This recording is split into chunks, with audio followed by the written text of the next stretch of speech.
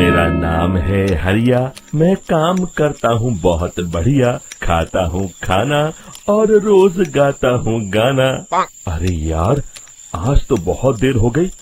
इस खतरनाक जंगल को देखकर तो मेरे हाथ पैर ठंडे हो गए हैं। अगर मैं वक्त पर गांव नहीं पहुंचा तो मालिक बहुत नाराज हो जाएंगे।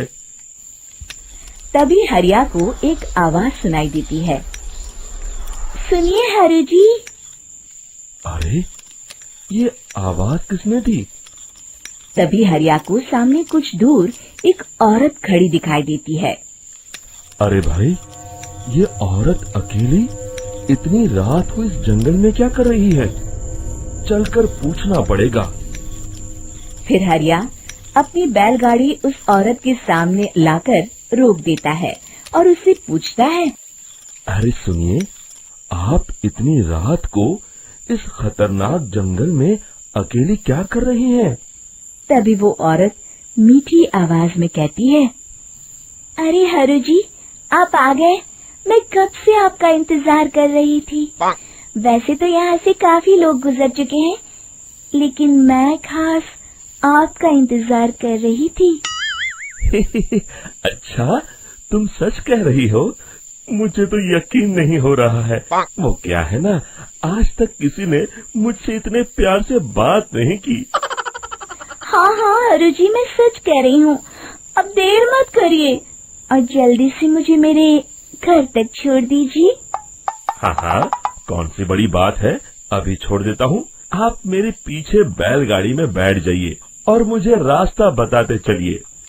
फिर वो औरत हरिया की बैलगाड़ी में बैठ जाती है और हरिया बैलगाड़ी हाँकता हुआ आगे चल पड़ता है। फिर उस औरत के बताए हुए रास्ते पर चलते चलते हरिया बैलगाड़ी लेकर एक काली गुफा के आगे आकर रुक जाता है। हरिया उस औरत से पूछता है। हाँ देवी जी, आपका घर कहाँ है? यहाँ तो एक गुफा के अलावा और कुछ नहीं है। तभी अचानक वो औरत हवा में उड़ने लगती है। देखते ही देखते उसका सुंदर रूप एक डरावनी चुड़ैल में बदल जाता है और वो जोर जोर से हंसती है। अरे तू तो एक नंबर का बेवकूफ निकला। तू तो बड़ी आसानी से मेरी बातों में आ गया। अरे मर गया रे, ये तो एक चुड़ैल है।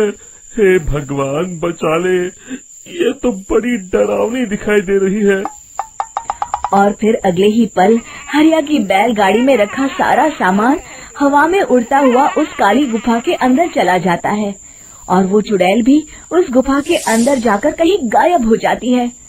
हरिया ये नजारा देख बुरी तरह घबरा और परेशान हो जाता है। अरे, ये चुड़ैल तो मेरा सारा सामान लेकर गुफा में गायब हो गई। अब क्या होगा?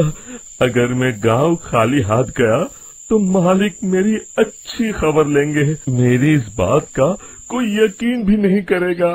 फिर आखिर वही हुआ। हरिया के मालिक चंपक सेठ को हरिया की किसी भी बात पर रत्ती भर भी यकीन नहीं हुआ। चंपक सेठ को लगा हरिया झूठ बोल रहा है और उसने ही लालच में आकर सारा सामान हड़प कर लिया है। फिर हरिया को बेईमान समझकर चंपक सेठ उसे काम से निकाल देता है। अगले दिन अपनी दुकान में परेशान बैठा चंपक सेठ गुस्से में बड़बड़ाता है। अरे, दुकान में तो सामान बिल्कुल भी नहीं है। अब मुझे ही शहर जाकर सामान लाना होगा। फिर वो अपनी बैलगाड़ी लेकर शहर चला जाता है। शहर से सामान लेकर जब चंपक सेठ वापस गांव लौट रहा होता है, तभी उसे एक आवाज सुनाई देती है। चंपक जी, ओ चंपक जी। अरे, ये तो कोई मेरा नाम लेकर मुझे पुकार रहा है। फिर उस रास्ते में वही औरत खड़ी दिखाई देती है। फिर क्या था, हरिया की तरह चंपक सेठ भी उस औरत के पास अपनी बैलगाड़ी लेकर जाता है और वो भी उसकी चिकनी चुपड़ी बातों के मोह जाल में फंस जाता है।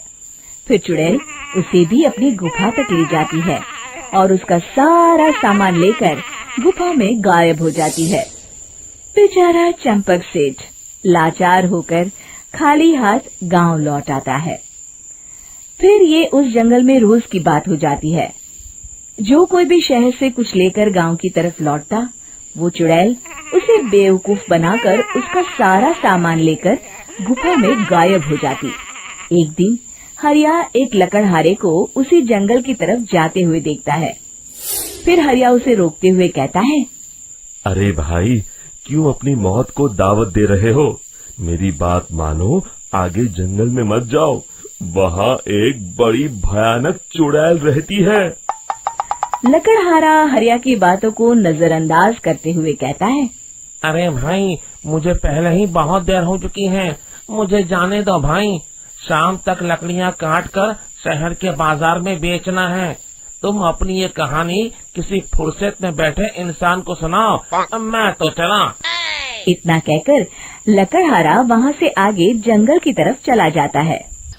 फिर अगले दिन गांव के मुखिया के घर के बाहर बहुत सारे लोग जमा हो जाते हैं। तभी हाथ में कुल्हाड़ी लिए खड़ा लकड़हारा कहता है, अरे मुखिया जी, अब आप ही हमें बचाइए उस जंगल वाली चुड़ैल से। हमारा सारा काम तो शहर से ही होता है। अरे मुखिया जी, उस चुड़ैल की वजह से तो मैं पूरी तरह बर्बाद हो गया हूँ। हम सबको मिलकर उस चुड़ैल का कोई इलाज करना पड़ेगा। तभी भीड़ में खड़ा वीरा कहता है, आप लोग चिंता मत करिए, कल से वो चुड़ैल किसी को नहीं लूट पाएगी। मेरे पास एक बहुत अच्छी तरकीब है। तभी चंपक सेठ उसका मजाक उड़ाते हुए कहता है, अरे तेरा नाम वीरा है तो क्या हुआ? तूने अभी उस चुड़ैल को देखा नहीं है? जाकर अपना काम कर, बड़ा आया। तब मुखिया जी कहते हैं, नहीं चंपक सेठ, मुझे लगता है हमें इस लड़के को एक मौका देना चाहिए। फिर सभी गांव वाले मुखिया जी की बातों से सहमत हो जाते हैं और वीरा शाम को एक बैलगाड़ी में कुछ सामान लादकर उस जंगल की ओर चल देता है। वीरा, ओ वीरा, कहाँ जा रहा है? तभी वीरा मुड़ के देखता है, वही चुड़ैल एक औरत के रूप में खड़ी है।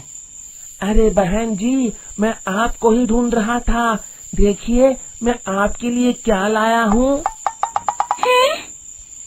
अरे वाह, तू खुद मेरे लिए इतना सामान लाया है।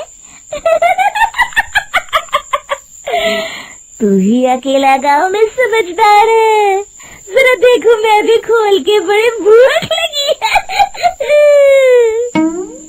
जैसे ही चुड़ैल उस सामान पर से कपड़ा हटाती है, एक भगवान शिव की तेज रोशनी उसके अंदर मूर्ति से निकलती है और चुड़ैल अपने असली रूप में आकर जलने लगती है। अरे मैं जल रही हूँ, बचाओ! बचाओ! ओम नमः शिवाय, मर गई मैं! देखते ही देखते वो चुड़ैल राख के साथ उड़ जाती है और सभी गांव वाले भी वहां जाते हैं। शिक्षा बुराई पे सदा अच्छाई की ही जीत होती है।